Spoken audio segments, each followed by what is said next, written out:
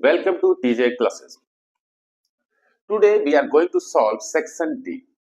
याद रखिएगा बच्चों, अगर आपने जितने भी प्रीवियस ईयर के मैं सॉल्यूशंस दे रहा हूं ना, अगर आपने सारे क्वेश्चंस कर लिए तो जो भी पेपर आना है ना वो बिल्कुल ऐसे मिलता जुलता क्वेश्चन आएगा। और अगर वीडियो आपने ध्यान से देखा है तो मेरी गारंटी आप हर क्वेश्चन को अटेम्प्ट कर लोगे। ओके, तो सेक्शन डी का पहला क्वेश्चन है, एक्चुअली इसमें और करके दो क्वेश्चन है, तो सेक्शन डी में 32 क्वेश्चन 32 का ए है और करके दो क्वेश्चन है। पहला क्वेश्चन मैं रीड करता हूं, जरा ध्यान से सुनिएगा, स्क्रीन पे क्वेश्चन देखते रहिएगा। अच्छा, क्वेश्चन है a tent is in the shape of a right circular cylinder up to a height of 3 meter. Right circular cylinder up to a height of 3 meter, यानी जो सिलिंड्रिकल पार्ट है tent का उसकी height कितना दिया है 3 metre. अब question में कह रहा है then a right circular cone with a maximum height of 13.5 metre. तो इसके ऊपर क्या किया, एक कोन के शेप का ये पूरा टेंट है, इसकी मैक्सिमम हाइट कितना है 13.5 metre. Then what should be the height of the conical part. Conical part की हाइट को कैपिटल एच सपोज कर लीजिए, तो कैपिटल एच इक्वल टू क्या हुआ 13.5 माइनस 3, 13.5 माइनस 3 दैट इज 10.5, इतना मीटर हो गया। इसको फ्रैक्शन में बदल लीजिए, डेसिमल में रखना कोई अकलमंदी नहीं है। तो ये कितना हो जाएगा 105/10, 5 दूनी 10, 5 21 संयम, यानी 21/2 मीटर। ये आपको क्या मिल गई, हाइट मिल गई। कोई बात नहीं, क्वेश्चंस को जरा ध्यान से देखिएगा। इस क्वेश्चन में पूरा कंप्लीट एक्सप्लेनेशन अगर समझ में आ गया तो क्वेश्चन बाएं दाएं हाथ का खेल हो जाएगा, एकदम फुल थ्रू हो जाएगा, पता भी नहीं चलेगा कब आंसर आ गया। ओके, फिर क्वेश्चन में कह रहा है with the maximum height of this metre ground calculate the cost of painting the inner side of the tent at the rate क्या दिया है कास्ट ऑफ पेंटिंग की ₹2 पर square metre if the radius of the base is 14 metre. If the radius of the base, इसकी radius कितना दिया 14 metre, then what should be the radius of the conical part? That should be also 14 metre. Okay, अब simple सा question है, इतने metre square की area rate से इसके इनर पार्ट को अगर आपको करना है, ठीक, तो इनर पार्ट में अंदर जाएंगे तो 2 पाई आर एच सर्कल का हो जाएगा और सिलेंडर का क्या हो जाएगा पाई आर एल, लेकिन एल नहीं पता है ना। Since slant height L equal to क्या होगा square root of h square plus r square. What is the height of the cone? That is 21/2 whole square plus r square कितना 14 का square. ठीक, तो ये हो गया 441/4 प्लस ये 196 हो गया। 196 को 4 से मल्टीप्लाई करिए तो ये हो जाएगा 441 प्लस 4 से करिए 4 छक 24, 4 2 4 9 36 और 2 कितना हो गया 4 6 24, 2 आया था 4 9 36, 2 38, 8 3 4 1 4 3 7 अपॉन कितना हो गया 4 equal to square root of, जरा ऐड करिए तो 4 + 1 5 हो जाएगा, 8 4 12 2 कैरी 1 7 4 11 12 1225/4। तो 1225 किसका स्क्वायर रूट है 35 का, तो that will give 35 upon denominator 4 है उसका स्क्वायर रूट 2 हो गया, इतना मीटर आ गया। ये आपको स्लैंट हाइट मिल गई। तो पहले total area, total inner area total surface area of inner portion equal to what, inner, अंदर जाएंगे तो इसके अंदर हाथ डालो 2 pi r h, curve surface area हो गई 2 पाई आर एच, और फिर अंदर जाएंगे तो क्या होगा पाई आर एल, क्या होगा कोनिकल पार्ट का पाई आर एल। अब यहां पे देखिए 2 * पाई 22/7 * r 14 * h कितना है, h हाइट इसकी कितना है 3 प्लस पाई 22/7 * r 14 l कितना आया 35/2 7 5 2 7 7 2 और 2 2 कितना हो गया 4 4 3 12 22 * 12 प्लस यहां देखो 22 बचे 110 * 7। अब जरा मल्टीप्लाई 12 दूनी 24 4 2 12 दूनी 24 2 26 264 प्लस इसका मल्टीप्लाई कर लो 770। अब दोनों को ऐड कर लो 4 आ जाएगा 7 6 13 3 हाथ से लगे 1 7 2 9 1 10 1024 metre square. This is the total inner curve surface area. Okay, then what should be the cost equal to the total area multiply what is the rate of per metre square 2 से multiply कर दो तो ये कितना हो जाएगा 64 दूनी 8 से 2068 इतना rupees answer. Okay, now is this clear? Now come on the next question. Next question is और करके दो पार्ट है बेटा, मैं आपको दोनों क्लियर कर दे रहा हूं, बस ये ऐसे कोई भी पार्ट है फ्रॉम बिगनिंग टू एंड सब हो गया। ओके, सो सब मुतने हैं क्वेश्चन है, कुछ टफ नहीं है, आओ दिखाता हूं कैसे। सेकंड पार्ट है इसका, please see the question on the screen. The question is that a solid wooden toy is in the shape of A right circular cone mounted on a hemisphere. Right circular cone mounted on a hemisphere. और याद रखना mensuration के question में अगर तुम figure नहीं बना सकते तो आंसर तो तुमसे बहुत दूर होगा। ओके, ये राइट सर्कुलर एक हेमिस्फीयर हो गया, इसके ऊपर क्या है, एक राइट सर्कुलर कोन। ये हो गया पूरा क्वेश्चन। ये है रेडियस, ये है रेडियस, ये हाइट है। अभी चेक कर लेते हैं क्वेश्चन में क्या दिया है।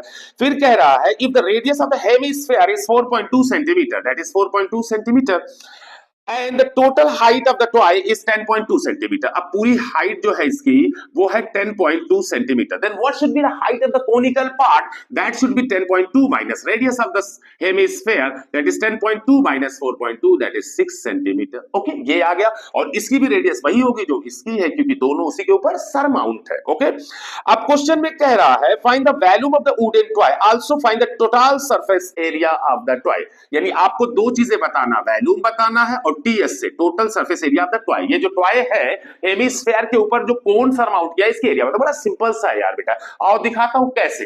एक बात बताओ, सॉल्यूशन वॉल्यूम बताना है ना, तो volume of toy equal to इसका ऊपर का पार्ट क्या है, कोन है 1/3 pi r square h, plus नीचे हेमिस्फीयर है 2/3 पाई आर क्यूब। तो ये हो गया pi upon 3 into r square. R कितना है 4.2 इंटू 4.2 और इंटू क्या हो जाएगा एच।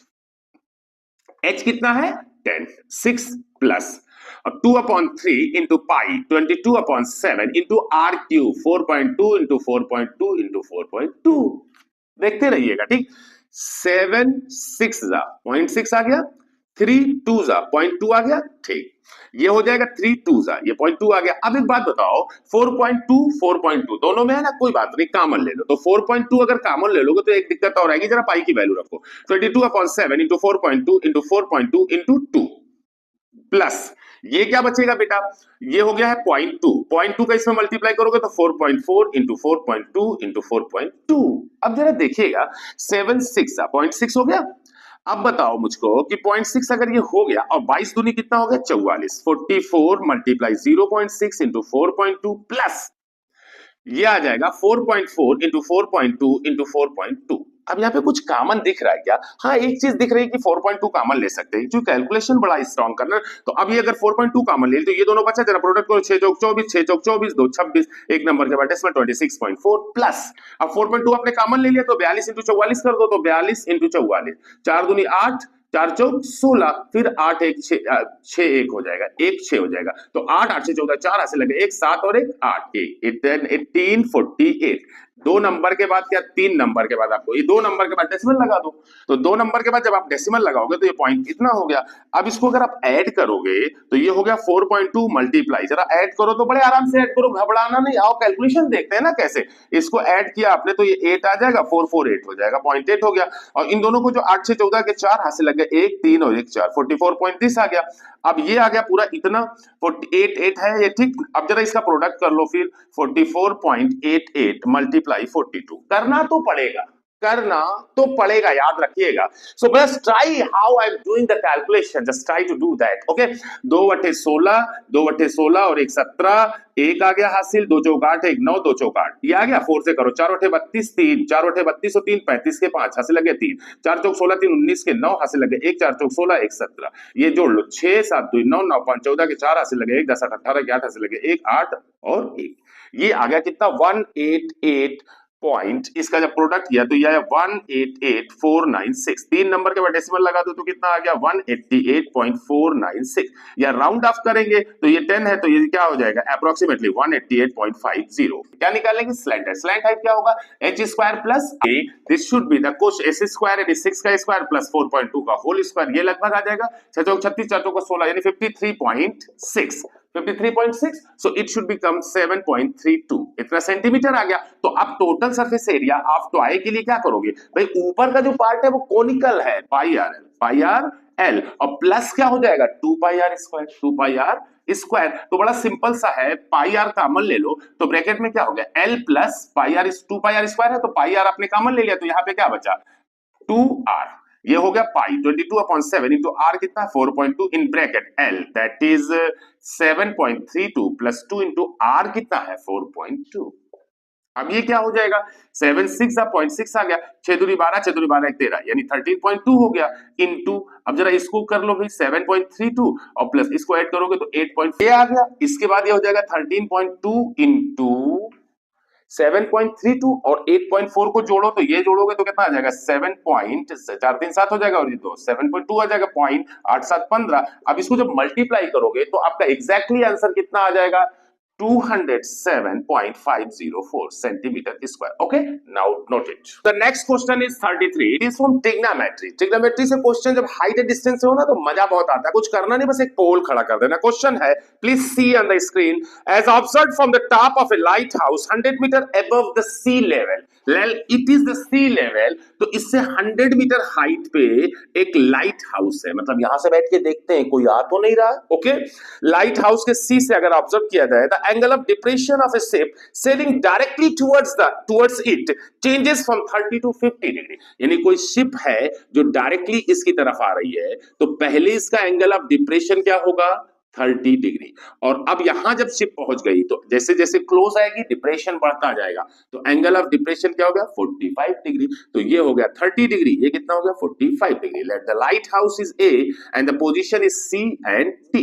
ओके, अब क्वेश्चन में कह रहा है determine the distance travelled by the ship during the period of observation √3 equal to 1.732। बड़ा सिंपल सा क्वेश्चन है, जरा देखिएगा मजा बहुत आएगा। यहां देखो, in solution in triangle ABD दिख रहा है ना, ABD एक राइट एंगल ट्राइंगल है, पहले ये अंदर वाला राइट एंगल ट्राइंगल देखिए, ठीक, ये राइट एंगल ट्राइंगल है तो tan 45 डिग्री इक्वल टू क्या होगा परपेंडिकुलर 100 अपॉन बेस क्या होगा BD, तो BD ये क्या हो गया 1 equal to 100 upon BD, this implies that BD equal to क्या हो गया 100 मीटर। ओके, पहली इक्वेशन क्लियर है।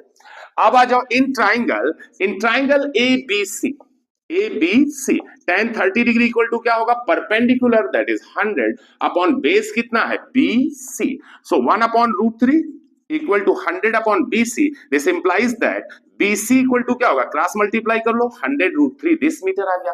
Then how much distance the ship moved CD, distance कितना मूव की, पहले C पे थी अब D पे चली आई, so distance moved by the ship क्या हो जाएगी CD, और CD इक्वल टू क्या होगा BC माइनस BD।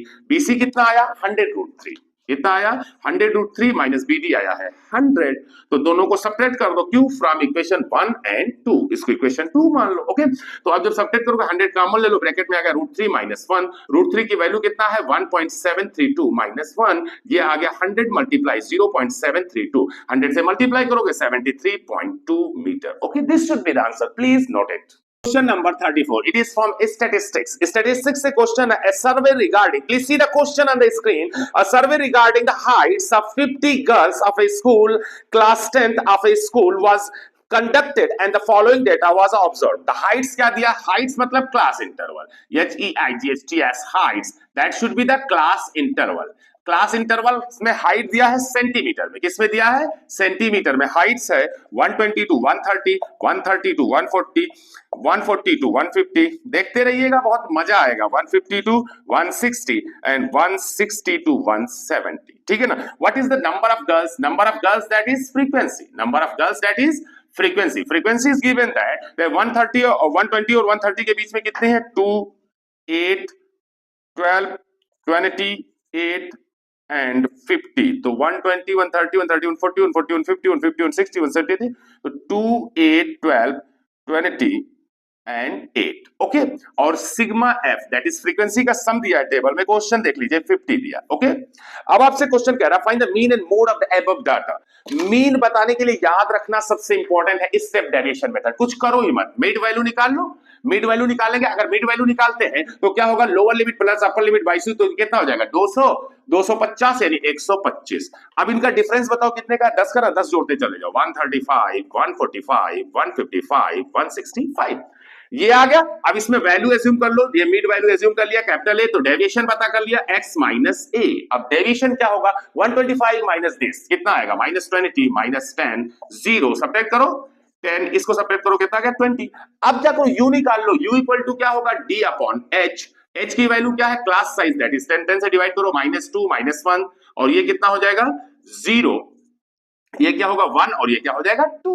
ओके, अब क्या करो, प्रोडक्ट कर लो f into you. f into you क्या होगा बेटा, फ्रीक्वेंसी इंटू यू, तो 2 इंटू -2 कितना आया -4, 8 इंटू -1 -8, 12 इंटू 0 कितना होगा 0, 21 जा 20, 8 2 जा 16, तो सिग्मा एफ यू क्या हो जाएगा, जरा इनको ऐसे ऐड कर लो तो -12, इनको ऐड करो तो कितना है 36, घटाओगे तो कितना आएगा 24, ऐड करने पे वही तो आएगा -12 प्लस 36 दैट इज 24, और सिग्मा एफ ये आया, तो mean equal to x bar equal to क्या होगा a plus sigma f u upon sigma f into h. A कितना आया है 145 plus sigma f u 24 upon sigma f that is 50 into h 10। ये 0 से कैंसिल कर दो, 145 प्लस 5 से डिवाइड करो, 5 चौक का 20 और 4 5 8 40, तो कितना आ गया 149, 4 जोड़ोगे 49.8, ये आ गया आपका मीन। क्या आ गया मीन।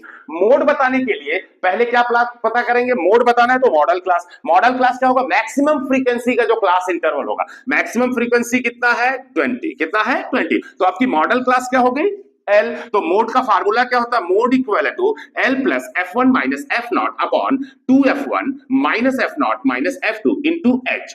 अब जरा पता करिए इसकी लोअर लिमिट कितना 150 plus F1 that is frequency of the model class that is 20 minus F0 preceding the frequency of the model class, तो इस क्लास इंटरवल से पहले कितना 12 upon 2F1 that is 40, 22 is 40 minus F0, F0 is 12 minus F2 क्या है succeeding the class frequency of the succeeding class interval, तो इसके बाद मॉडल क्लास के बाद कौन सा क्लास इंटरवल, ये उसकी फ्रीक्वेंसी कितना 8 और इंटू H क्या है क्लास साइज 10। बस रख दो उठा के, घप से आंसर आ जाएगा बेटा, घबराना मत। ये सब्ट्रैक्ट किया तो कितना आ गया 8 अपॉन, अब ये जरा सब्ट्रैक्ट करो तो ये कितना हो गया 12 8 20 यानी 40 माइनस 20 यानी 20 इंटू 10, ये 0 कट गया 2 4 जा 8 150 और प्लस कितना हो गया 4 दैट इज 154। तो आपने मोड भी निकाल लिया, आपने मीडियन भी निकाल लिया। इस वीडियो को जरा अच्छे से देख के एक एक कॉन्सेप्ट स्टेप डेविएशन मेथड से मैंने आपको मीन दे दिया और सिंपल सा मोड का एक फार्मूला है, सिंपल सा कर लिया। Okay, now next question is question number 35। Please see the question on the screen. Trigonometry का क्वेश्चन एकदम बचकाना क्वेश्चन है बेटा, बताऊंगा घप से आंसर आएगा। क्वेश्चन है prove that, the question is that prove that square root of, question है prove that square root of sec square theta plus cosec square theta equal to tan theta plus cot theta, यही लाना है tan theta plus cot theta। बड़ा simple सा है यार, एक चीज तो हमको ऐसे भी दिखती है, पूछो क्या, आओ दिखाता हूं। LHS पकड़ लिया, स्क्वायर रूट ऑफ क्या हो गया sec square theta plus cosec square theta.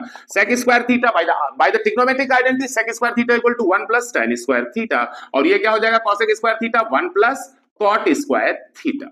अब इसको हम लिख सकते हैं square root of tan square theta plus cot square theta और प्लस 2। अब इसको हम ये भी तो लिख सकते हैं, पूछो क्या लिख सकते हैं आप, tan square theta plus cot square theta plus 2 है ना, तो 2 को लिख सकते हैं 2 tan theta into cot theta. Why, because they are reciprocal to each other. Now it is in the form of a square plus b square plus 2ab, that is a plus b का whole square tan theta plus cot theta का whole square, square से under root का तो काम हो ही गया, यानी बचा क्या cot theta plus tan theta, that is RHS, hence proved। Okay, now the next question in this part, the next part is that the next part is given here and the next part is इसका question number B part है इस question का, evaluate cos 45 degree upon sec 30 plus cosec 30, sec 30 plus cosec 30। बड़ा simple सा question है पर बड़ा प्यारा क्वेश्चन है, एनसीईआरटी का क्वेश्चन है, ये देख लीजिएगा। cos 45 that is 1 upon root 2 upon sec 30। अब बताओ sec 30 क्या होगा, cos 30 कितना होता है √3/2, तो sec क्या होगा उसका रेसिप्रोकल 2 अपॉन √3। cosec 30 क्या होगा sin 30 1 अपॉन 2, तो इसका रेसिप्रोकल 2 हो जाएगा, 2 अपॉन 1 या 2 हो गया, ठीक। इसका एलसीएम लो तो 1 अपॉन √2 और अपॉन इन दोनों का एलसीएम क्या होगा √3, तो अब चूंकि इससे डिवाइड करोगे तो बचेगा 1, तो ये क्या हो जाएगा 2, क्या हो जाएगा इसका एलसीएम ले लिया √3, तो ये हो गया 2 प्लस 1 से डिवाइड करो √3 टाइम्स जाएगा, √3 से मल्टीप्लाई करो 2 √3। अब इसको सिंपलीफाई किया 1 अपॉन √2 इनका, इस फ्रैक्शनल जो डिनोमिनेटर है, डिनोमिनेटर में जो फ्रैक्शन है जिससे डिवाइड उसका रेसिप्रोकल लो तो क्या हो जाएगा √3 अपॉन 2 प्लस 2 √3। अब जरा प्रोडक्ट करो, तो प्रोडक्ट करोगे तो याद जाएगा √3 अपॉन इसका प्रोडक्ट करो 2 √2 प्लस इस √2 का मल्टीप्लाई करोगे तो 2 √6। ये आंसर सही है, ये आंसर क्या है, सही है, पर बोर्ड कहेगा डिनोमिनेटर को रैशनलाइज करो, इसका कॉन्जुगेट ले लो। कॉन्जुगेट क्या होगा, 2√2 माइनस 2√6 अपॉन 2√2 माइनस 2√6, क्योंकि a प्लस बी टाइप का था डिनोमिनेटर, तो कॉन्जुगेट क्या होगा, a माइनस बी। जरा प्रोडक्ट करिए तो √3 को बाहर ही रहने दो अभी बेटा, 2√6 minus 2√6 upon 2√2 minus 2√6 upon a plus b into a minus b. तो a स्क्वायर 2√2 का स्क्वायर क्या होगा, 2 का स्क्वायर 4, √2 का square 2, 4 2 8 minus b square that is 2√6 का स्क्वायर, 2 का स्क्वायर 4, √6 का स्क्वायर 6, 4 6 24।